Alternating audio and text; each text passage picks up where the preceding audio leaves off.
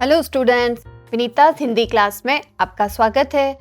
आज हम इस वीडियो में ताना साना हाथ जोड़ी पाठ के प्रश्नोत्तर करेंगे। मधु कांकरिया द्वारा लिखित इस यात्रा वर्णन का सार हम प्रीवियस वीडियो में पढ़ चुके हैं। इस वीडियो में एनसीईआरटी के 16 क्वेश्चन के साथ 10 एक्स्ट्रा क्वेश्चन भी पढ़ेंगे। तो आइए पढ़ते हैं। लेट्स स्टडी प्रश्नोत्तर ऑफ साना साना हाथ जोड़ी।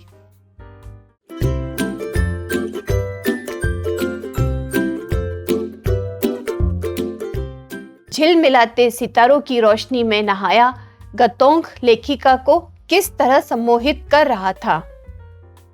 तो झिलमिलाते सितारों की रोशनी में नहाया गतोंग लेखिका के मन में सम्मोहन जगा रहा था।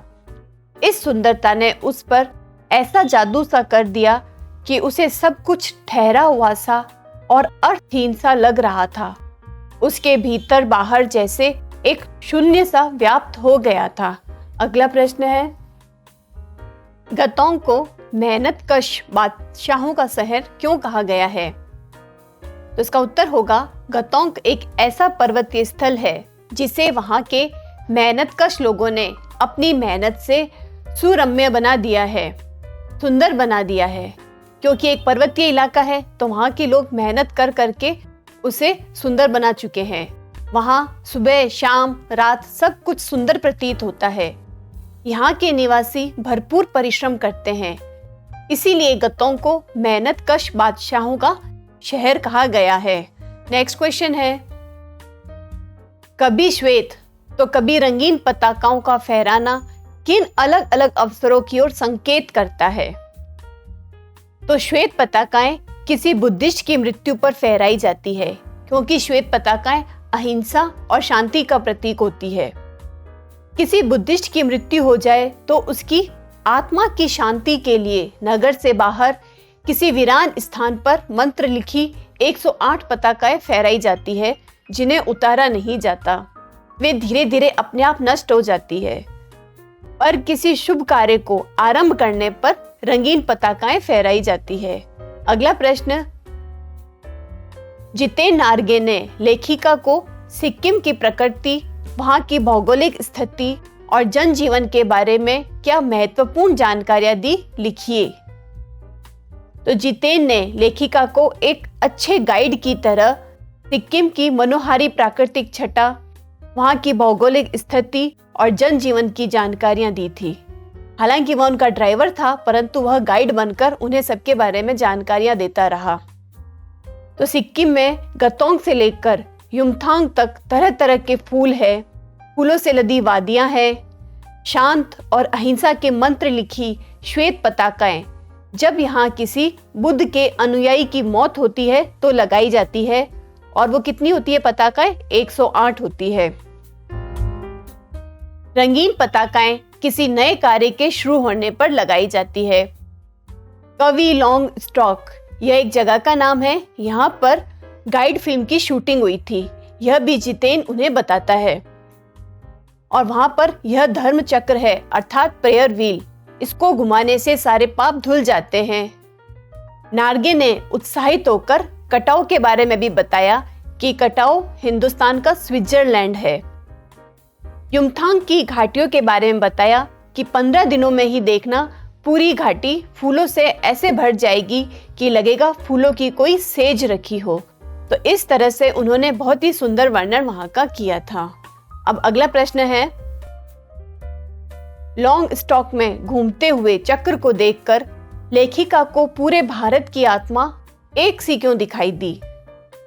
तो वहां लॉन्ग स्टॉक में घूमते हुए चक्र को देखकर लेखिका ने जब उसके बारे में पूछा तो पता चला कि यह एक धर्म चक्र है, इसे घुमाने से सारे पाप धुल जाते हैं। जितेन की यह बात सुनकर लेखिका को ध्यान आया कि पूरे भारत की आत्मा एक ही है, मैदानी क्षेत्र या पहाड़ी क्षेत्र। क्योंकि मैदानी क्षेत्र में भी गंगा के विषय में ऐसी ही धारणा है। उसे लगा कि पूरे भारत की आत्मा एक सी है। सारी वैज्ञानिक प्रगति के बावजूद उनकी आस्थाएं, विश्वास, अंधविश्वास और पाप पुण्य की अवधारणा एक सी है।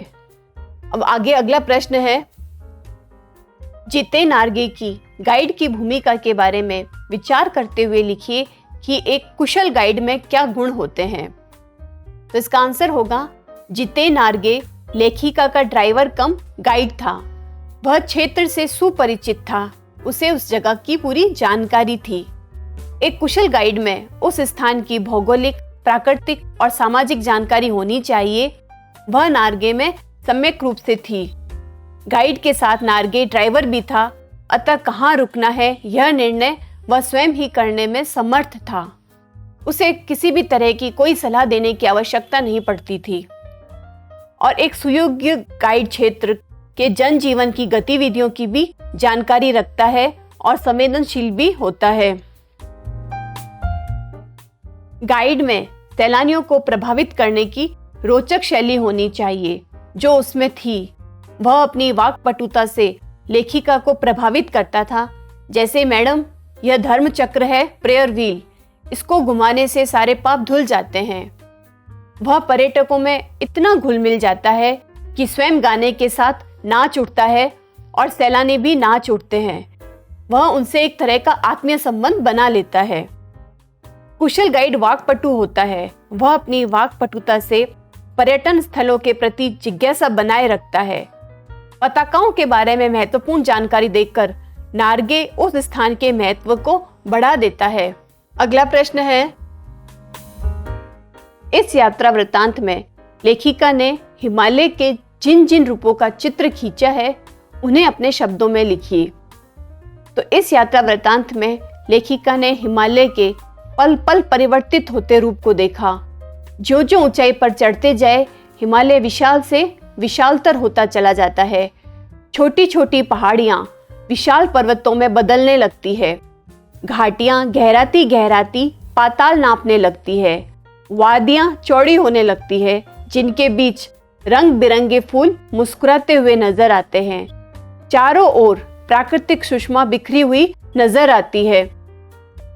जलप्रपात जलधारा बनकर पत्थरों के बीच बलखाती सी निकलती है तो मन को मोह लेती है। हिमालय कहीं हरियाली के कारण चटक हरे रंग की मोटी चादर जैसा नजर आता है, तो कहीं पीलापन लिए नजर आता है, कहीं प्लास्टिक उखड़ी दीवार की तरह पथरीला नजर आता है। अगला प्रश्न है, प्रकृति के उस अनंत और विराट स्वरूप को देखकर लेखिका को कैसी अनुभूति होती है? तो लेखिका प्रकृति के उस अनंत और विराट स्वरूप को देखकर एकदम मौन, किसी ऋषि की तरह शांत होकर सारे परिदृश्य को अपने भीतर समेट लेना चाहती थी। वह रोमांचित थी, पुलकित थी, खुश थी। उसे आदिम युग की अभिशप्त राजकुमारी सी नीचे बिखरे भारी भरकम पत्थरों पर झरने के संगीत के साथ आत्मा का संगीत सुनने जैसा आभास हो रहा था। ऐसा प्रतीत हुआ जैसे देश और काल की सरहदों से दूर बहती धारा बनकर वह स्वयं बहने लगी हो। भीतर की सारी तामसिकताएं और दुष्ट वासनाएं इस निर्मल धारा में बह गई हो। उसका मन हुआ कि अनंत समय तक ऐसे ही वह बहती रहे और इस झरने की पुकार सुनती रहे।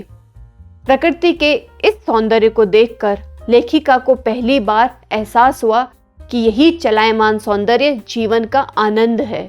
नेक्स्ट क्वेश्चन है, प्राकृतिक सौंदर्य के अलौकिक आनंद में डूबी लेखिका को कौन कौन से दृश्य झकझोर गए?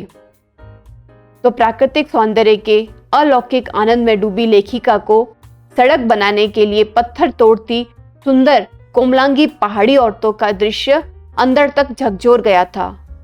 उसने देखा कि उस अद्वितीय सौंदर्य से निरपेक्ष कुछ पहाड़ी औरतें पत्थरों पर बैठी पत्थर तोड़ रही थी। उनके हाथों में कुदाल और हथौड़े थे और कईयों की पीठ पर डोको, एक बड़ी टोकरी होती है जिसमें उनके बच्चे भी बंधे थे।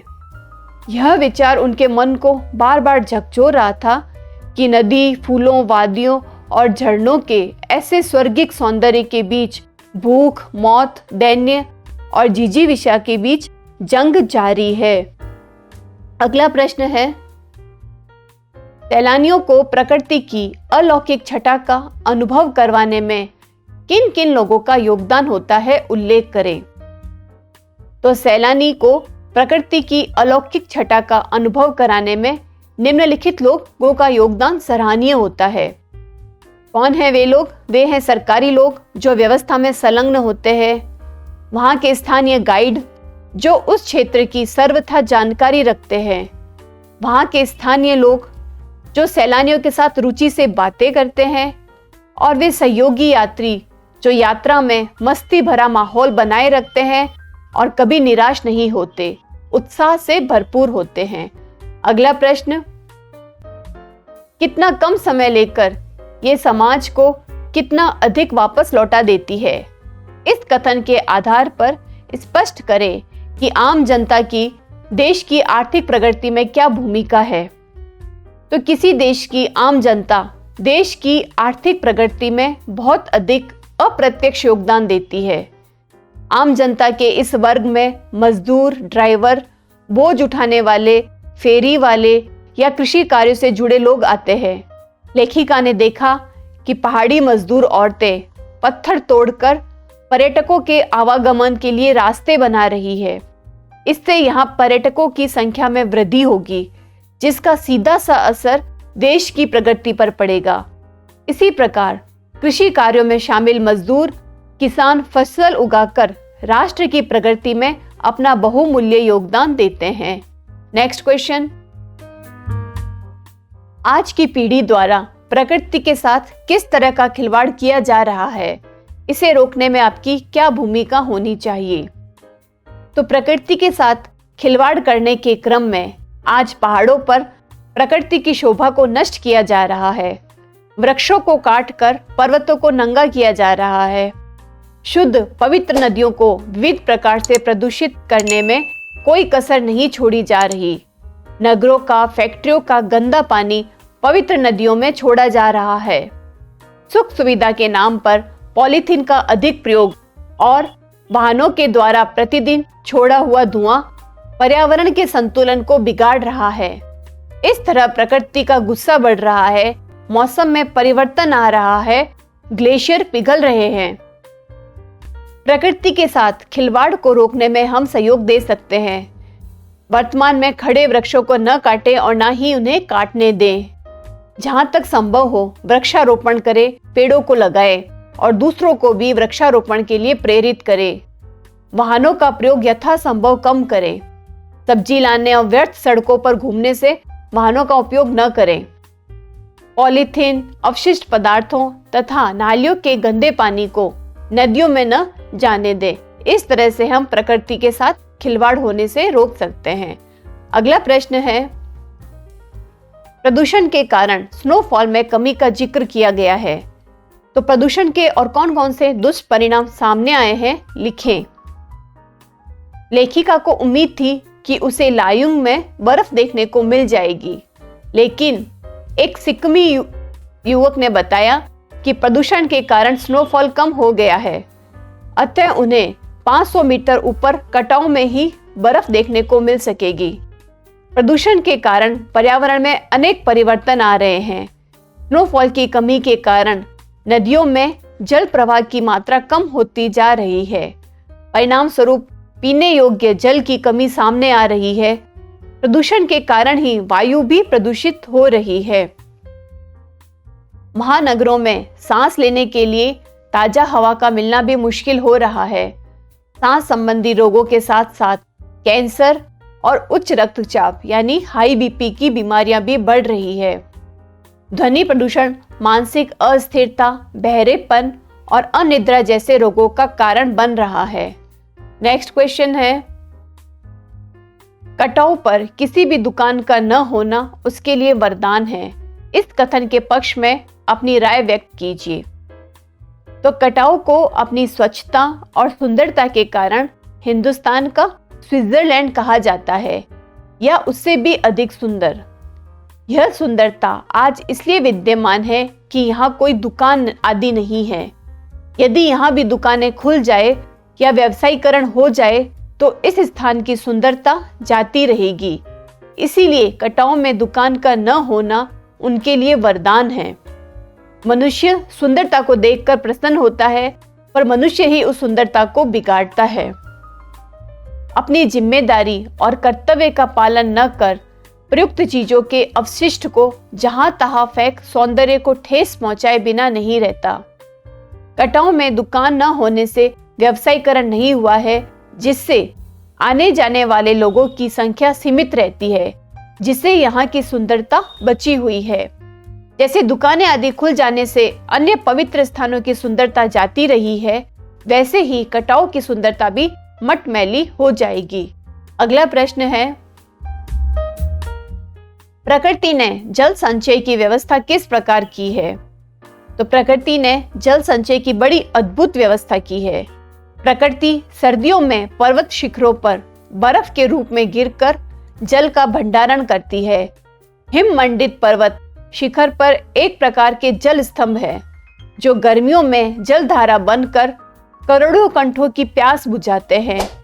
नदियों के रूप में बहती यह जलधारा अपने किनारे बसे नगर गांवों में जल संसाधन के रूप में तथा नहरों के द्वारा एक विस्तृत क्षेत्र में सिंचाई करती है और अंततः सागर में जाकर मिल जाती है। सागर से जल वाष्प बादल के रूप में उड़ते हैं, जो मैदानी क्षेत्रों में वर्षा तथा पर्वतीय क्षेत्रों में बर्फ के रूप में बरसते हैं।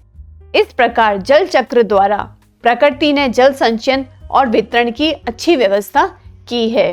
नेक्स्ट क्वेश्चन है, देश की सीमा पर बैठे फौजी किस तरह की कठिनाइयों से जूझते हैं? उनके प्रति हमारा क्या उत्तरदायित्व होना चाहिए? तो इसमें देखिए इसका आंसर कि देश की सीमाओं पर बैठे फौजी उन सभी विषमताओं से जूझते हैं जो सामान्य जनजीवन के लिए अति कठिन है। कड़कड़ाती ठंड, जहां तापमान माइनस से चला जाता है, जहां पेट्रोल को छोड़कर सब कुछ जम जाता है, वहां पर भी फौजी तैनात रहते हैं।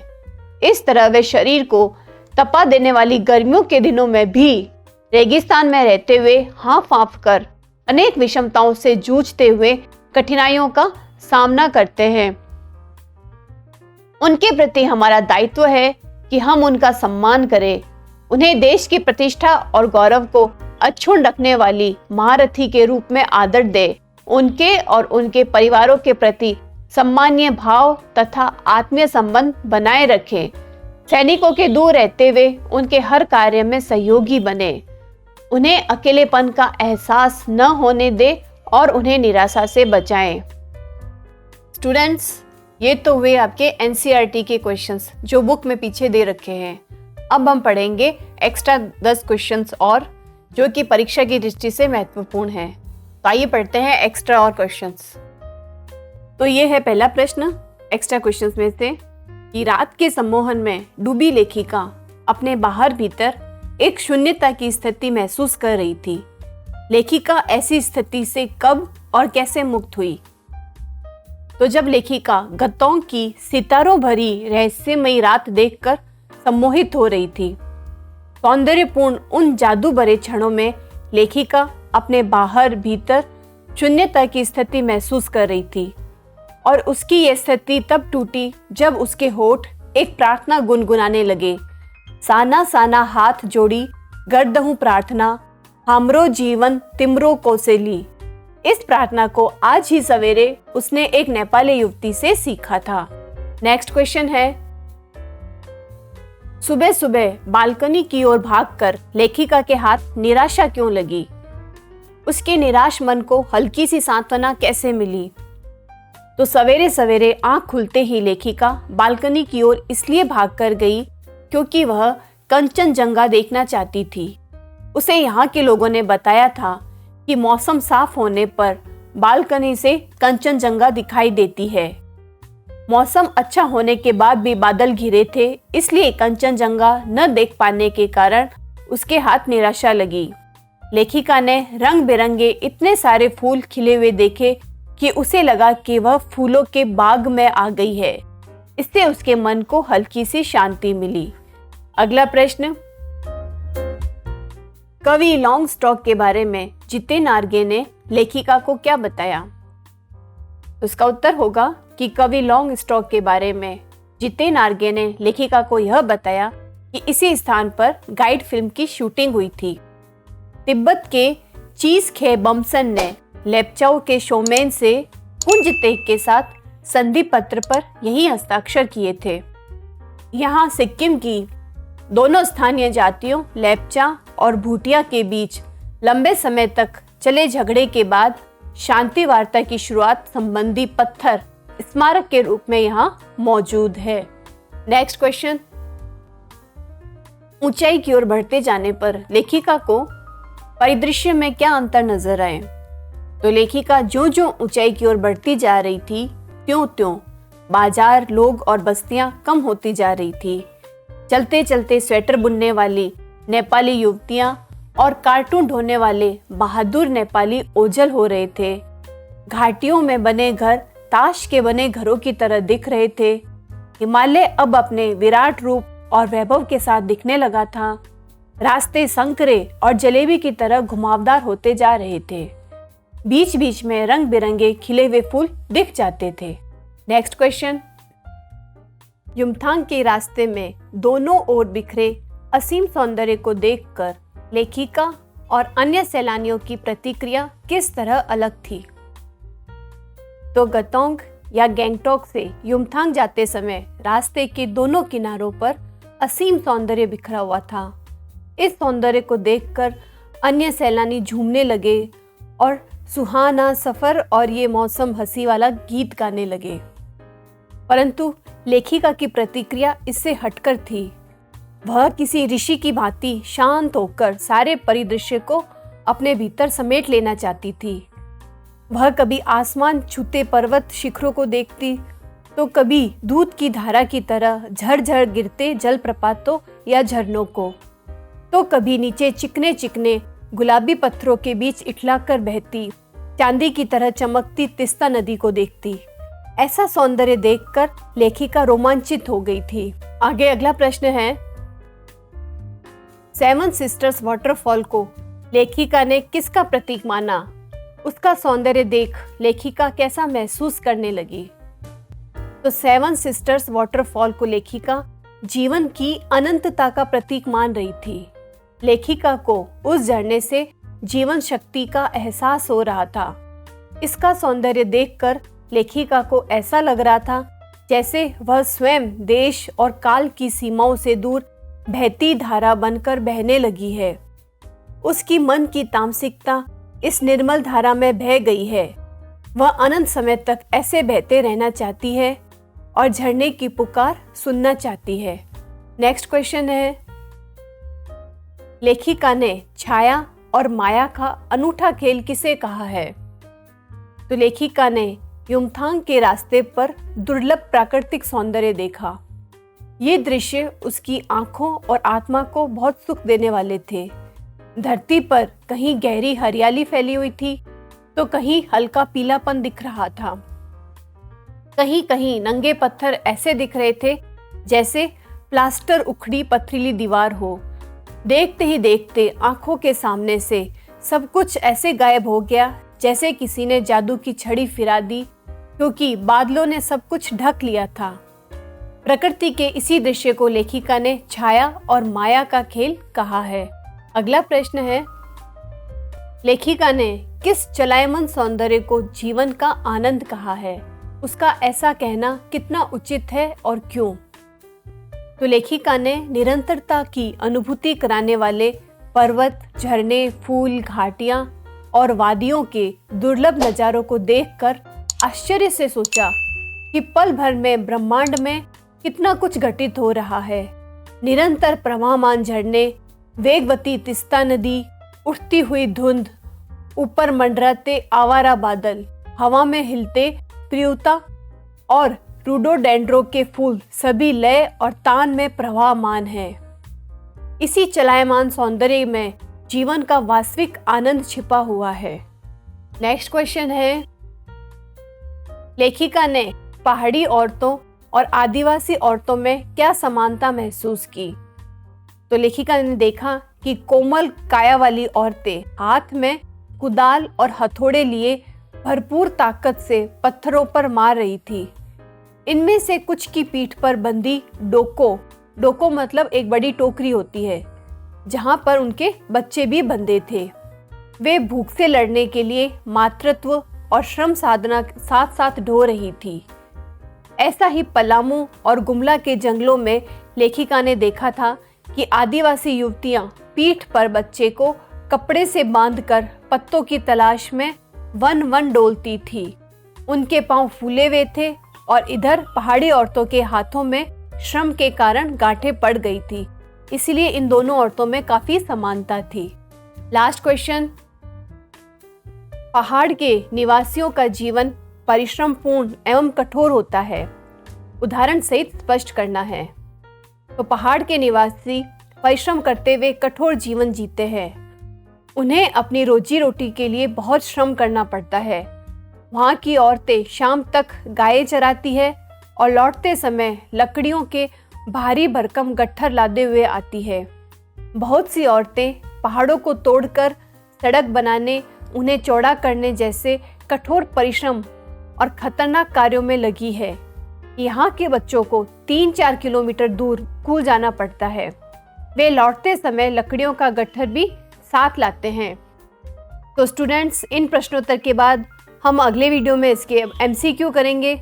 हमारे वीडियोस को लाइक करें और कमेंट भी करके अपने प्रश्न पूछें। और यदि सब्सक्राइब नहीं किया है तो प्लीज़ सब्सक्राइब भी करें। Thank you and all the best.